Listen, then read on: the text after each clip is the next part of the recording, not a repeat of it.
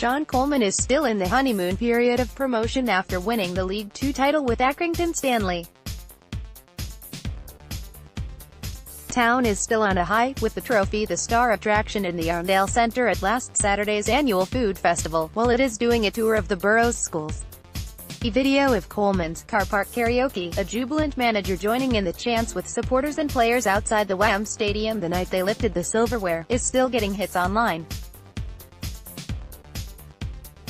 "I believe so. I've not seen it," said the Stanley manager. But then again, he does not need to. Nights like that stay with you, and you don't have many, so you've got to enjoy them when they come along. And I think the excitement is still there. My grandson took the trophy into his school last week, and just to see the smile on his face and how much joy it's brought him puts everything into perspective and makes everything you do worthwhile. He knows he has a wider, adopted, family of Accringtonians and Stanley fans worldwide too. There are that many people who take notice of Accrington Stanley. Everyone you meet, you seem to leave an indelible mark on them, he said. Hopefully we can keep going and spreading the word and grow our following. The bubble has not yet burst, but Coleman intends to put a stop to the celebrations, certainly for his staff and his squad at least, come the first day of pre-season. "I'll only be looking forward," he said, warning, there might be a few fines that come out for anyone mentioning it, just to keep them focused. The Stanley boss's deadpan demeanor makes it hard to tell if he is being serious. But when it comes to football, he does not joke around. They've got to hold on to the feeling of winning, but you can quickly lose sight of things if you think you're going to win because of the success last season, he continued. If you feel like you're going to be successful for what you've done in the past, you'll quickly fall flat on your face. Looking back can't get in the way of the hard work that you've got to do, so you enjoy your moments and then you've got to get back to work. Coleman has barely had time to switch off since the end of the season as he looks for new recruits that fit into his existing squad and are ready for the League One challenge. One practically perennial problem area he hoped to have solved was the goalkeeping ranks, with Johnny Maxted signed halfway through the season to challenge Aaron Chapman. But after winning the Golden Glove with 18 League Two clean sheets en route to promotion, Chapman accepted a challenge elsewhere, with League One rivals Peterborough United. "It must have been because of all the damage I inflicted on them in the past," said Coleman, a prolific non-league striker in his day, on the difficulties he's had securing a regular number one. "I like Chappie. I like him as a lad. He's a good goalkeeper.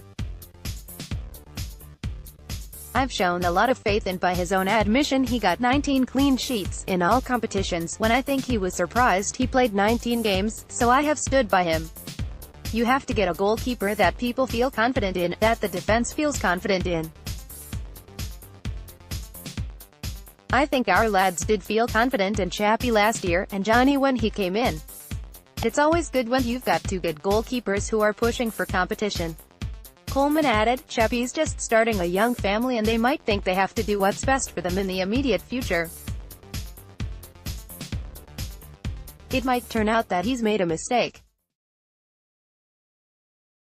I wish him all the best and I hope he does really well at Peterborough, but I've got a feeling he's in for a bit of a turbulent time. I just know his personality. He's a great lad, but you've got to know him.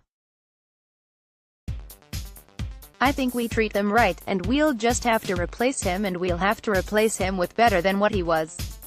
There are good goalkeepers out there. We want someone to be challenging Johnny this year and improve us, so we'll go down that route first. As well as ability, Coleman is also keen to find the right character. While football has changed over the 16 years he has been Stanley manager, across two spells, and the Reds' mindset towards it has shifted, having gone from part-time to full-time, then non-league to a Football League return, and now League Two champions, one thing has remained a constant.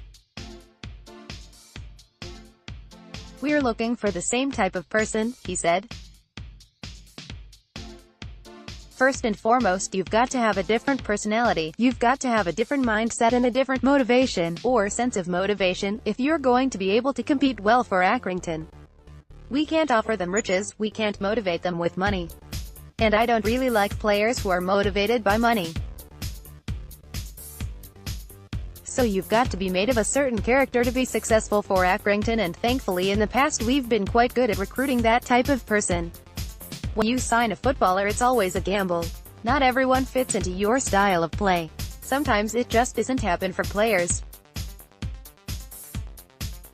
Certain players can play well at certain clubs. If you wanted to take any example from that, it would probably be Billy Key.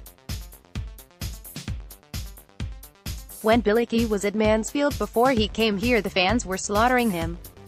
Billy's a hero here now. He's still the same player, he's still the same person, it's just some players respond differently to different managers, respond differently to different methods, and respond differently to different clubs. There are players out there who are hungry and made of the right stock, and we've just got to try to unearth them. Coleman wants everyone singing from the same hymn sheet. Tomorrow, Coleman on scouting missions and Scousers.